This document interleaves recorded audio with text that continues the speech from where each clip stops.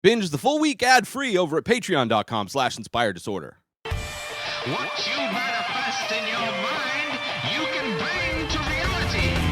UFC is back January 16th with UFC on ABC, Holloway versus Kattar. But before I talk about that card, which there's not a whole lot to talk about necessarily on that card, I want to say fuck you, Disney, fuck you, UFC, fuck you, Dana White. The beginning of the pandemic, Disney raised the price of the pay-per-view by $10, right? Just as the world is getting shut down, no more sports bars, no more gathering. Let's just maximize profit by forcing people to buy pay-per-views at a higher price from home. More people buying it at home, more people spending more money on pay-per-view. And they're doing it again. After a year of a global pandemic that is doing nothing but getting worse by the day, more cases popping up around the world. More places shutting back down. So Disney, which is the owner of ESPN and ABC, they are the broadcasting partner of the UFC.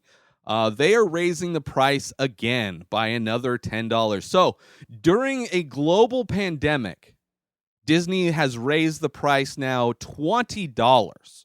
And this will take effect for the last one was the last McGregor fight. It's going up another $10 for UFC 257, January 24th for McGregor versus Poirier 2.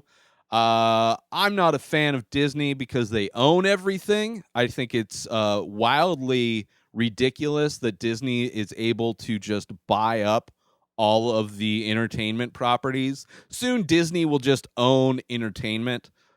Which is disgusting. I'm not a big fan of what they're putting out in the world. All their regurgitation of all their older movies have been horrible. The Star Wars movies have been, except for one, has been horrible. Just a big fuck you to and also now that during one of the I don't know if it was the most recent pandemic bill. Stimulus bill that went through that has a bunch of other random things in it. It is now a felony to stream illegal sports, illegal content, which I don't know if that's targeted at the people that are broadcasting the illegal streams or if it's a situation where people who are watching illegal streams are going to be charged with a felony. Not entirely sure how that's going to break down, but Dana White definitely went at fans who said in disgust of the price gouging that he has surprises for those that will be illegally streaming. So I have a feeling it's going to be like a Metallica kind of situation where they will be suing their fans, which, it's just the whole situation makes me not want to watch UFC fights anymore. I mean, they're making it extremely expensive to be a UFC fan. They're making it extremely difficult to be a UFC fan. It's not like all the fights are pay-per-views, but you can't just get the other fights. Some are on ESPN Plus, some are on ESPN, which you cannot watch on ESPN Plus. This upcoming card is going to be on ABC, which they're all, yay, we're going to be on network TV, which I guess I can watch with an antenna if I had an antenna. But you can't watch that on ESPN Plus. So it's and Fight Pass, you can't watch most of the things on Fight Pass. So it's very difficult to be a fan. Literally the easiest way to be a fan of the UFC is to illegally stream it because there is one source you go to. There's one source. I mean, and illegally streaming isn't great. I've allegedly done it in the past, and I might allegedly do it in the future. We'll see. But because they are making fans of the sport into criminals, they're price gouging fans. I may not be doing this show anymore. I may not be talking about UFC anymore.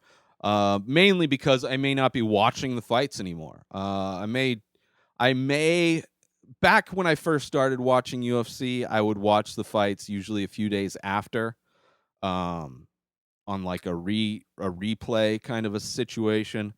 So maybe I'll do that, but it's as a fan, I'm being it's very difficult to enjoy a sport where the fans of the sport are being taken advantage of during a time where Dana White himself said they saw record profits during the pandemic. So why not increase the price and get those profits up anymore?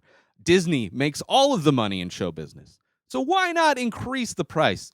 I find it hard to want to support either of them anymore. But I do love the sport. I do love a lot of the fighters in the sport, but it's very difficult to be a fan. So let's move on to the card that is coming up January 16th. I am a huge fan of Max Holloway. He's taking on Calvin Kattar. I expect Holloway to win this unless Kattar somehow outpoints him like the current champion has done, because that seems to be the only way Holloway loses these days, is if his opponent, kind of slaps him in the leg a bunch of times and gets more points. So Holloway should win. It should be a fun fight, though. Kattar's, kind of up and comer. Really excited to watch Condit versus Matt Brown. I'm a huge Matt Brown fan. Kind of both of them are at the tail ends of their careers, so it'll be interesting to see. I think Matt Brown's, he's coming off of a long layoff, I believe, due to injury. But seeing Matt Brown fight in his last fights, I think he still got it. I think it's a good matchup. So we'll see. We'll see. The rest of the card, Santiago Ponzinibbio versus Li Jingliang, Joaquin Buckley versus Alessio Di Chirico, and then some other names I can't pronounce on the main card. Should be good, I guess. I don't know. I don't even know if I'm going to watch it. I don't know if I'll be able to watch it. I don't have ESPN Plus. I don't have Fight Pass. Not that I could watch it on Fight Pass, and I don't think it says on Wikipedia that it's ABC/ESPN Plus, so maybe it's being broadcast on both. But I wouldn't hold my breath. They tend to make it very difficult to watch the fights as a fan. There's no sports bars open in California because of global pandemic, record numbers of people dying every day. ICU units full, people who are sick for either coronavirus or other things are told to stay home because there is no room in the hospitals. Ambulances picking and choosing who they will actually go treat because there's just not enough. There's not enough. And Disney needs $10 more from everybody who wants to watch the fight. So fuck Disney, fuck ESPN, fuck ABC, fuck Dana White, and fuck the UFC. I don't know. It's going to be weird. It's been a break for a while from the UFC, and, it hasn't changed I miss it. I miss watching the fights. I enjoy watching the fights. But if I'm going to become a criminal for watching the fights, if I'm going to become a criminal for being a fan of the show, I can't afford well, I'm going to pay. So let's see. If you want to be a fan of the UFC, you have to have ESPN Plus, right? $5 a month. Some of that stuff's not broadcast on there. Maybe you need Fight Pass also, which is another $10 a month, I think. And now the fights are going to be $70. So you got, what's that, $85 a month now that you're spending? Let's just round it up to $100 a month for UFC fights, right? $100 a month? That's bullshit. That is bullshit. But whatever. The rich have been getting extremely richer, more wealthy during the time where unemployment is through the roof. People are dying left and right. Businesses are closing left and right. But these motherfuckers are getting rich as fuck. And I'm sick and I'm fucking tired of it. And they're supposed to be allowing crowds, small crowds now.